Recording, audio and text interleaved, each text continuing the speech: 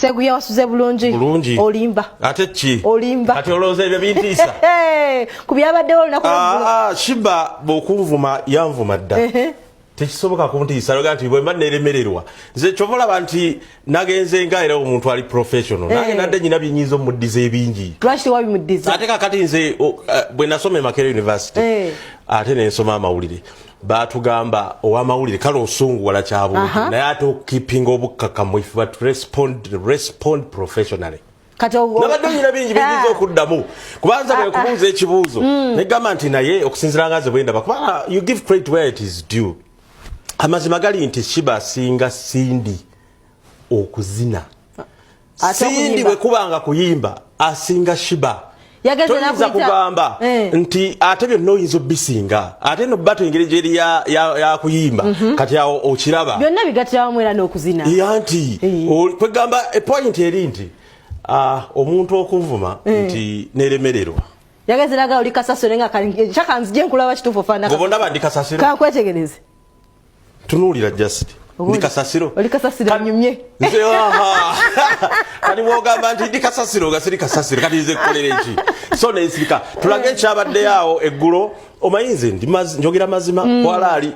kati oyo ye Sheebah yennyini ng'atuuka the queen singa yagamba simwagala yonna ali bikutte bulungi kubanga abawagizi be babadde ya Sheebaholics nga bw'obalaba awo tuli nakayinza kuwulira nga Sheebah agamba Sheebaholics oye kampulira yajjidde mu mpale waliwo yabalemeseza okufuluma okuyingira ate ndalabye nga ababadde abavubuka bakakwatakwata gwe singa osobola okuddayo emabega ababadde bamuyambako babadde awo kati awo era ebifaananyi nsaze bisabamubika tolaba akantu ako nkalabye kati ono omuvubuka alina byatereeza mu nviiri alina byajjamu awo byazzaamu oba ebintu by'abantu saabitegedde ebifaananyi ebyo nsazeeko bisale kuba omuntu nabadde bigenze wala oyo Sindi ng'atuuka g'olabye yazze n'omwami oyo g'olaba Joel oyo omwami akola nga ani eri Sindi epikkererewe gwalinawo baawe kati oyo kakasoyo bawe yennyini bamunsembereze mulategereze bulungi sagala kusala kigambo waneeno kuba bawe mumanyi kati emotoka gye baddiddemu V8 oyo tomulaba omwami emabegaawo yakutte owemabega badde manyi bwali waggulu nti oli ddagala nsi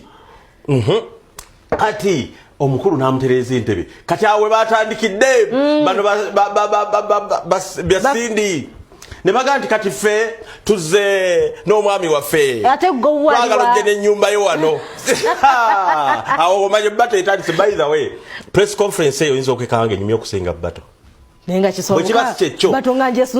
kyekyo bato ate eyinza okunyuma ennyo nze gishasinza kusuba bato eyo naye nga njagala mwesabule mugende okuvayo nga teri acomplaininga bani abisabule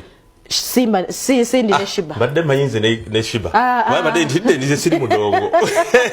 kati gwene kusangayo nkuba kiboko za kizadde nze nja kutuula awali butuuzi mu bitiibwa nga pulezidenti w'Olugambo ate nkuba ebifaananyi ate nkomandingi ennyumba ya Sheebah mulowooza agijje bujjaawo muga atalina kyayinawo banne mukazi ng'atobye dda kiri nti Sheebah atobye era mu haso y'omu kubona abaana ba Spice beegomba haso ya Sheebah naleetako wano Spice ng'annyonnyola yeegomba Sheebah naye ayina amaanyi ge lwakwata kikkiriza bw'oyogera nti kubanza endowoozaamu nti Sindi ayinza oba talina nnyumba anti mufumbo noba alina ennyumba ayinza okuba alina ennyumba ntonotono weewaawo engeri gye yannyonnyodde ku by'ennyumba Sindi nti ndi muntu mukulu nayimba dda siyinza kuddaawo nendaga bintu ebyo gwe byewakafuna byeweeyagaliramu ebyo nabiraba dda kati bwe weetegereza that's an explanation showing maturity at its highest peak nti oli akutadde ku nninga Sindi ddala tolina nnyumba ate nga bw'olaba tetugiraba si butagirina tetugirabangako naye nga tumanyi musajja ono musajja yamuyina n'abaana kyovula abantu bagambye eggulu nti Sindi ozze n'omusajjawo nti weebale nnyo ba Sheebaholics ne babagamba naawe jangu n'enjuuyo ekololo ate ogisitula otya tosobola kati tulizeeko emabega ku nnyumba ya Sheebah amazima gali nti ennyumba eyo nnungi nnyo ku mukazi ate yamaanyi nnyo eri munyonyo okitegeera kati ffe tuba fair omulala ayinza okugamba nti n'ennyumba eyo siiye mboba waliwo omugagga ABCD naye ate eyo siyinza byogera kuba bayogera n'okwogera nti waliwo nannyiniyo bayogerawo mu by'emipiira yageze namugamba kuyambye nkukomezaawo kufoma tegera kituufu Sindi abadde asiriseemukko anti yali agenze kuzaala ate bw'ozaala ova ku mirimu kati goyinza okuzaala myezi 9 oyitisa olubuto nga bw'okuba ebivulu iyi kalokasita yatulagako wano kalokasita birala akyali upcoming ku Sindi osobola kati jala kubuulire era singa ebadde bato ngeri fair as I said Sheebah ayina amaanyi ge yes artist mu myaka 10 omugerageranye ne Sindi alese nyimba hit after hit in the last 10 years. Thank you. Kati Sindi ye muyimbi eyafuuka household name nti muli baba kola research mu ggwanga ne bazuula nti buli maka census galimu abantu bana mu Uganda okutuuka ku bantu 9 tekitegeeza nti tewali maka galimu bantu 10 but that is an average for you to be an household name oyina okuba nti buli nyumba mulimu at least abantu 5 ku mukaaga nga bakumanyi nga bakumanyi nti bw'oyogera erinnya nti Josephat Seguya olaga olugambo kati oyo household name kati erinnya lya Sheebah terinatuuka lya Sindi because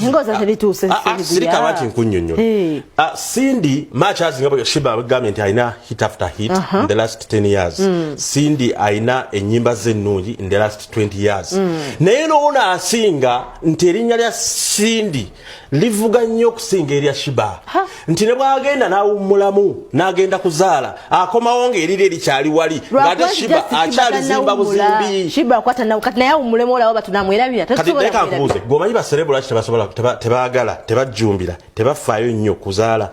kubakkizaamu emabega ozzaamu emabega kakati okuzaala nodda ng'oli mukyala kyovula abakyala ku nsi kuno beetaaga okubaira treated fairly ne ku mirimu kuba omukyala agenda n'azaala ayinza okudda n'omulimu gwe nga teguliiwo naye omusajja tazaala abamu basipaamu ddona agira bugizaati n'agira ati n'omwana n'atamulabirira ate ye n'asigala ku mulimu gwe kyovula nti abakyala beetaaga nnyo okuwa ekitiibwa like Dube said God bless the world banange n'aba bakozesa besigaze emirimu gyabwe wabanga agenze mu kaliba nti omukyala agenda n'azaala naddanga kariya ye yagwako kati yes botunalwe banamakula we yalinga amaze okufumbirwa Hamza erinnya lyalinya nnyo mu kaseera akati n'afuna olubuto waateri likola ki nelidde mabega agenda okudda nga ate omubiri guzze nnyo avudde ku figa gye yaliko gwe tosaasira abakyala balina ebizibu ate abasajja